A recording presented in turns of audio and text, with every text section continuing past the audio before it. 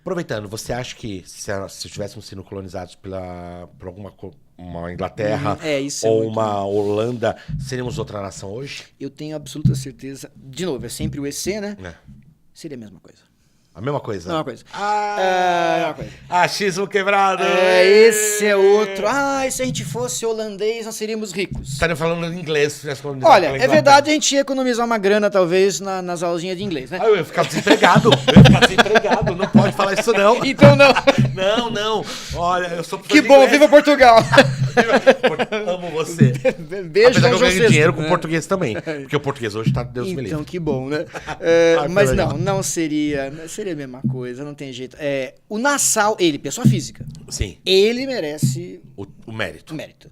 Mas A Holanda não. a Holanda como colonizador, não. A França como colonizadora também seria a mesma coisa. O problema é o processo colonizador. De quem vem qual país, é a mesma coisa. Pergunta. A minha pergunta. Você acha que... O Brasil não era colônia de Portugal. Era uma província ultramarina. Essa que eu vi no livro lá de Lisboa. E as pessoas falam que hoje está usando o termo colônia, está aceito e tudo mais. Mas, na real, era isso mesmo? O Brasil era uma província ultramarina de Portugal? A partir de Dom João VI, sim. Né? Até o processo da vinda da família real para cá, nós éramos uma colônia no sentido muito clássico da palavra, inclusive no comecinho da colonização, bem no comecinho mesmo, século XVI, século XVII, nem era a colônia mais importante de Portugal. Portugal ganhava mais dinheiro com a África, com a Índia e com a China. Depois o Brasil virou... Depois com a virada de chave se dá com o encontro de ouro em Minas Gerais. Que aí realmente Portugal vai abandonando o seu império oriental e vai focando no que eles vão inclusive chamar de, abre aspas, a expressão que eles usavam lá em Portugal, a vaca leiteira do reino. Ou seja, o Brasil era a vaca leiteira do reino. Após isso, após Dom João... Aí Dom João VI para frente, aí sim, a gente já deixa esse status de colônia. Né? E vira portugueses além mar. Isso. Inclusive, tinha deputados brasileiros, no parlamento chamava de cortes portuguesas. Legal. O Tratado de Mitwin. Mitwin. Você pode explicar um pouco? Porque o ouro brasileiro financiou a Revolução Industrial. Esse ouro... Olha, esse é um tema que há muitos professores... Dica dele, tá? E eu achei muito legal. Muitos professores falam isso, né? Bom, o que foi o Tratado de Mitwin? Muita gente chama de Tratado de Mitwin Tratado de Panos e Vinhos. Vamos explicar muito rapidamente. Portugal exportava para a Inglaterra vinhos portugueses, que são ótimos, aliás, diga-se de passagem, e a Inglaterra exportava para Portugal panos, tecidos, né? Fazendas, como se falava naquela época. E aí qual que é a interpretação tradicional? Número 1, isso destruiu a indústria de tecidos portuguesa, porque a indústria de tecidos portuguesa não conseguia concorrer com o tecido britânico. E o ouro brasileiro, ele apenas via tapar o buraco de um déficit comercial. Ou seja, Portugal vendia coisas baratas, comprava coisas caras, isso gerava um rombo na balança de comércio que o ouro brasileiro tapava. E aí esse ouro brasileiro entrava em Portugal, nem esquentava os tronos portugueses, ia parar na Inglaterra, e aí surgiu é um mito. O ouro brasileiro financiou a Revolução Industrial Britânica. Isso é errado. Errado. É errado por 2 motivos. Primeiro, o Tratado de Mitwin não é só econômico, ele é político. Uhum. Ele está dentro de um contexto de diplomacia europeia que é super complexo.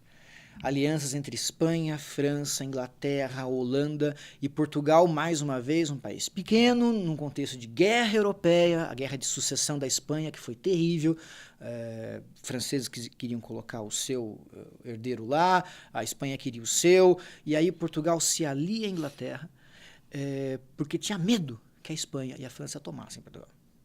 Então, é um tratado político-militar e não econômico apenas. E a questão econômica tem que ser entendida num contexto mais amplo. Se fosse verdade que o ouro brasileiro tivesse financiado a Revolução Industrial Britânica, imagina o tamanho do déficit que Portugal tinha que ter. Olha a quantidade de ouro que teria que vir. E não foi assim. A maioria do ouro brasileiro ficou em Portugal. Alimentou uma classe nobre parasitária, tá? Que não fazia nada. E uma parte desse ouro foi para cobrir o déficit português com a Inglaterra. E o mais interessante ainda, o Tratado de Mitwin tinha déficit comercial, que foi decrescendo com o tempo. Decrescendo. Isso é dado, isso é número. Tá registrado. Um dos temas aí do teu programa é acabar com o achismo. Isso é número. Ou seja, no decorrer do prazo, no decorrer do tempo, Portugal passou a ter, inclusive, superávit comercial com a Inglaterra. Então, o Tratado de Mito ele é muito mal visto na história brasileira. A maioria dos livros de história mete o pau no Tratado de Mito. Ah, uma porcaria, destruiu a indústria portuguesa. Só que os dados mostram que não é bem assim. Há uma complexidade no Tratado de Mito em que não pode ser reduzida a ideia de que o ouro brasileiro foi parar na Inglaterra. Isso é mito. Mas você percebe que tudo que se refere a Portugal e Brasil é tratado com uma questão, uma ideologia meio política, ali, uma maneira de diminuir o seu verdadeiro valor. Um tratado extremamente importante para a economia, só que já jogam a exploração. Eu fico muito preocupado com o que vai ser com a história daqui a alguns anos, devido a esse problema das pessoas terem uma interpretação extremamente ideológica e acabam realmente esquecendo do que foi. Rio de Janeiro tem que tomar muito cuidado, vai ser uma cidade destruída. E ali foi a capital de um império. Vamos lá. Estou pondo perguntas, tá tudo certinho? Opa! Você acha que Dom Pedro II colocou a Inglaterra aproveitando no seu devido lugar com a sua questão Christie, com a questão... Você acha? A questão Tá Christie, ela foi muito interessante porque, ao mesmo tempo que o Brasil chegou a romper relações diplomáticas com a Inglaterra, o que, do ponto de vista de diplomacia, é algo extremamente importante, só precede a guerra. Nós quase entramos em guerra com a Inglaterra. Tá? E, ao mesmo tempo, ele também estava tentando dar um jeitinho, vamos falar assim, com a pressão abolicionista inglesa. E aí também, se você me permitir, eu queria quebrar um outro mito também, pode ser? Por favor. Aquela ideia de que os ingleses impuseram a abolição no Brasil. É verdade que os ingleses fizeram uma pressão, na Inglaterra aqui, terrível para a abolição no Brasil. Aí eu me pergunto para os meus alunos, isso é bom ou isso é ruim? Se a escravidão é uma das coisas mais horripilantes que nós tivemos na nossa história, né, a cicatriz central da história brasileira. Essa mancha, né? Um país estrangeiro como a Inglaterra pressionar para abolir a escravidão no Brasil, desculpa, eu não seria nacionalista nesse ponto específico. Então veja como é complexo, né? Veja como é delicado, né? Eu vou defender o Brasil contra a Inglaterra. Tá, bacana. Mas o que a Inglaterra está pedindo da gente? Abolir a escravidão? Então, nesse ponto, eu não posso defender o Brasil. Percebe? Eu não ouvi isso. Né? Então, a gente tem toda uma complexidade. O que eu tento trazer no livro de Colônia, no livro de Império que eu acabei de fazer, é evitar essas simplificações, como você fala, esses achismos, e entender que não tem... determinado ato foi bom ou foi ruim? Ele foi. Ele tem uma complexidade. E aí é claro que você hoje... né, distante aí 200, 300, 400 anos, você analisa isso com determinados pontos de vista. Uma pessoa do século XXI. Exatamente. Né? Mas pessoa do século XIX era meio cabecinha, né? Não tinha todos os pressupostos que nós temos. Não tinha visão filosófica. É outro tipo de pressuposto. Era 880, na lata. Assim como talvez a gente daqui a alguns séculos, será que vai existir? Não sei, né? Mas você acha que nós temos que pensar que a Inglaterra... Portugal se rebaixou muito a Inglaterra? Você acha que a gente tinha isso? Portugal não tinha muita opção.